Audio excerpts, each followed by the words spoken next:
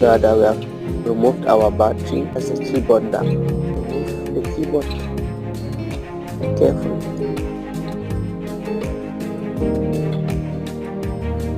Carefully remove the keyboard.